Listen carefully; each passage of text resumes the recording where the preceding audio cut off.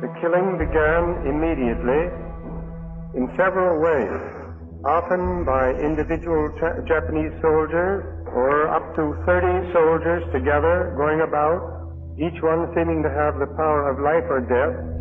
And then soon there was organized killing of great bodies of men, and I passed columns of men being taken out to be killed. These people were being killed by rifle fire and machine gun principally. Also we knew of groups of several hundred being bayoneted to death.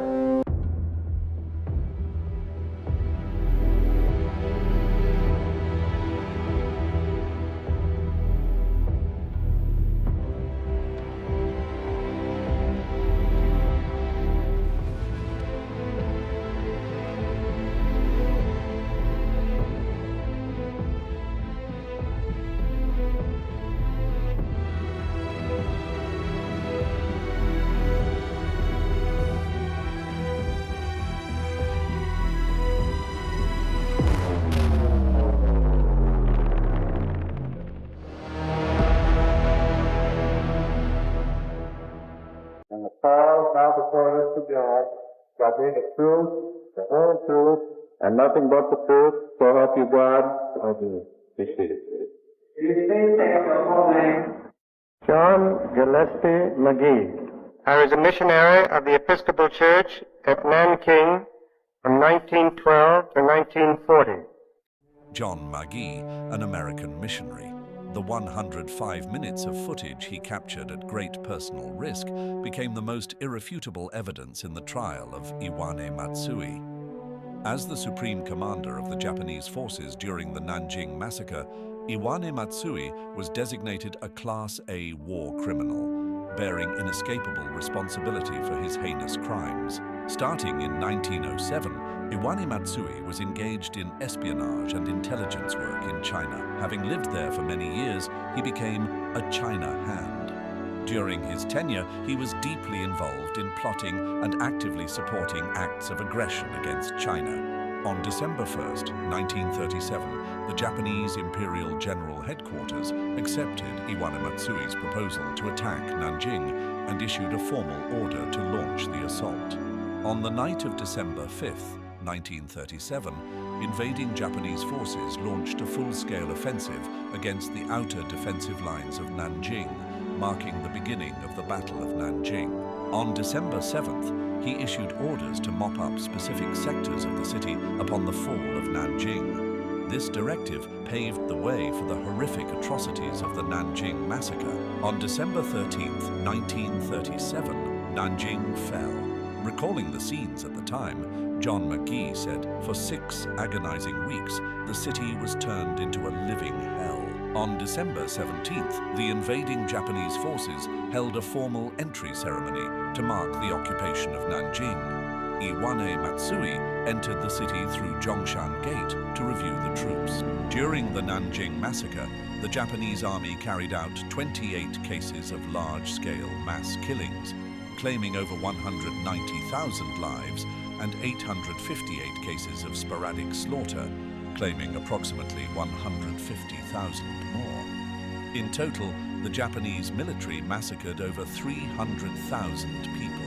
In May 1946, the International Military Tribunal for the Far East began a trial lasting over 2 years, examining the war crimes of 28 Japanese Class A war criminals, including Iwane Matsui.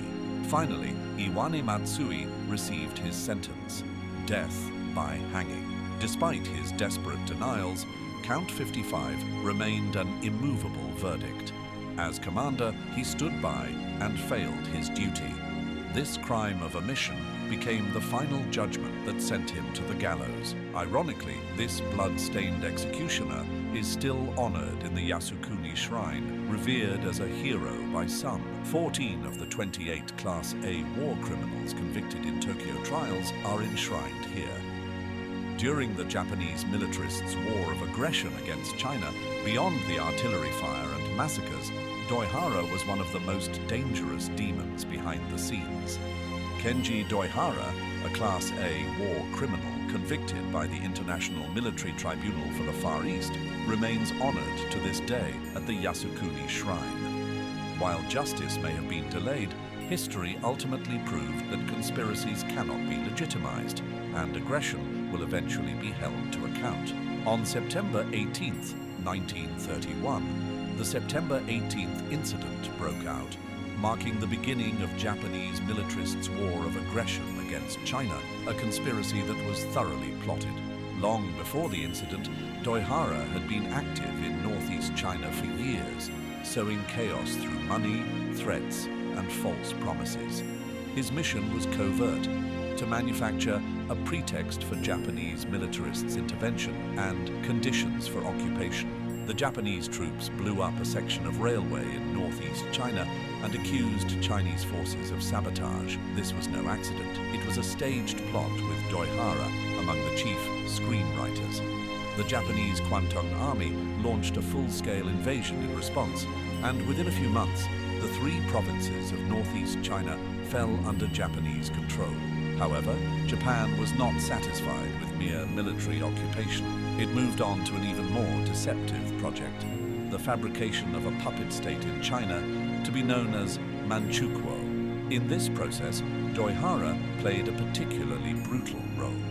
He was directly responsible for identifying, controlling, and manipulating a so-called political symbol, and that symbol was Puyi, the last emperor of the Qing dynasty. Doihara approached Puyi constantly with the lure of restoring the monarchy and protecting the royal family, while simultaneously coercing him with military force and threats to his life. He calculatedly engineered Puyi's route out of Tianjin to northeastern China, controlled his movements, and severed his communications with the outside world. The so-called inviting Puyi to return was, in essence, a political kidnapping orchestrated by Doihara. In 1932, the puppet state of Manchukuo was established, but this nominal country had no sovereignty, no independent diplomacy, and no military authority. All major decisions were made by the Japanese Kwantung Army and its intelligence agencies. Puyi was merely a puppet on display, manipulated by Japan. On August 16, 1946, at the International Military Tribunal for the Far East in Tokyo, Puyi testified as a key witness. As a direct witness to Japan's conspiracy to invade northeast China, Puyi emphasized that his role was never voluntary, but had been forced by Japan to leave Tianjin and go to northeastern China. This testimony shattered the lie that Manchukuo was an act of national self-determination. It became one of the tribunal's crucial pieces of evidence that Japan had invaded China and violated its sovereignty. As a result, Kenji Doihara was firmly placed in the dock of history and law. Doihara was an infamous schemer who wallowed in nefarious tactics, espionage, cold-blooded assassination, and the treacherous subversion of his targets. In November 1948, Doihara was convicted as a Class A war criminal for crimes against peace, violations of the laws and customs of war, and crimes against humanity, and waging wars of aggression and war conspiracies against China, the United States, the United Kingdom, and other nations. On December 23, 1948, Kenji Doihara was executed by hanging. While justice may have been delayed, history ultimately proved that conspiracies cannot be legitimized, and aggression will eventually be held to account. From covert schemes to blatant massacres, the evils of militarism never ceased. Pearl Harbor, Hawaii, the United States. The USS Missouri, now decommissioned, was one of the largest battleships of the US Navy during World War II. On the morning of September 2, 1945, the ceremony marking Japan's unconditional surrender was held on its deck, formally declaring the complete defeat of Japanese militarism and the final victory in the world's anti-fascist war. In this footage, the two men signing the instrument of surrender on behalf of the Japanese emperor, the government, and the Army General Staff are Mamoru Shigemitsu, then Japan's foreign minister, and Yoshijiro Umezu, chief of the Army General Staff. In March 1934, Yoshijiro Umezu was dispatched to China. His role ran through the entire course of Japan's aggression, from the invasion of northeast China to the collapse of the Pacific War. His name is closely associated with some of Japan's most notorious wartime crimes, including Unit 731 and the brutal 3 Alls policy: kill all, burn all, loot all. In May 1935, Umezu presented an outrageous demand to expel Chinese forces from North China. He then redeployed Japanese troops south from northeast China, coercing Hu Yingqin into signing the Umezu Agreement, effectively opening the door for Japan's full-scale military expansion into North China. In 1938, Umezu became commander of the Japanese First Army.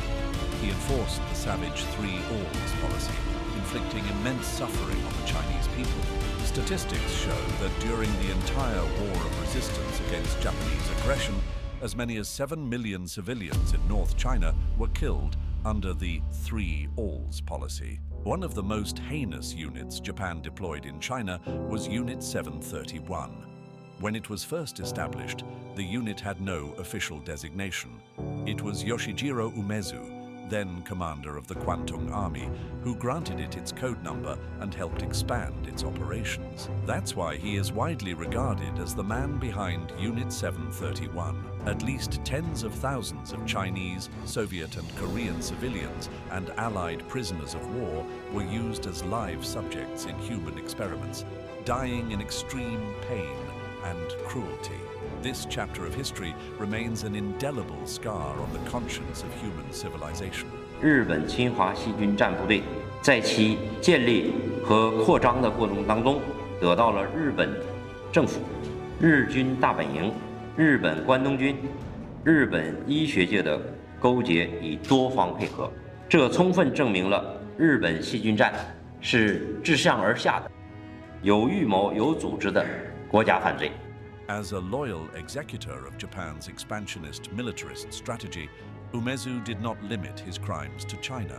In 1941, having previously taken part in the Russo-Japanese War, Umezu organized large-scale military exercises targeting the Soviet Union as a hypothetical enemy.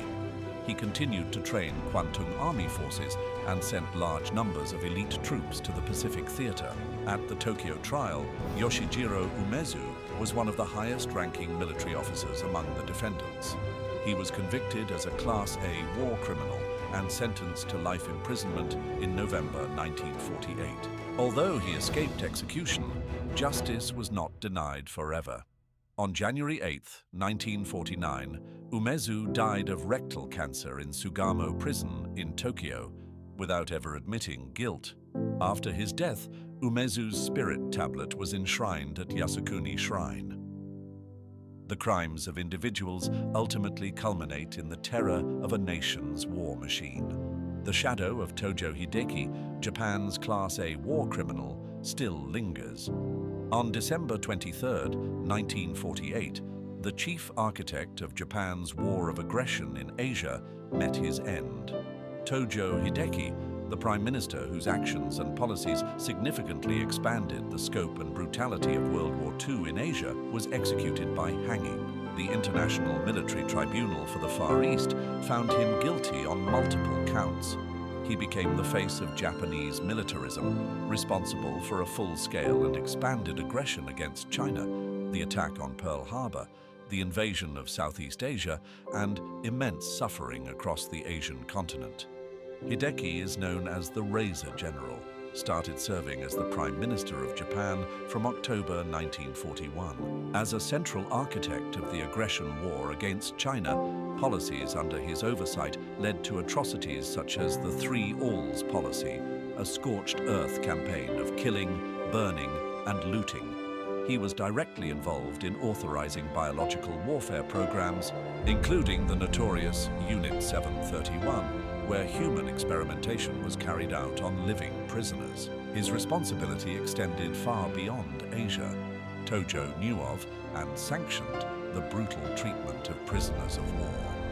Events like the Bataan Death March, along with first-hand accounts from forced labor camps across the region, became enduring symbols of that cruelty.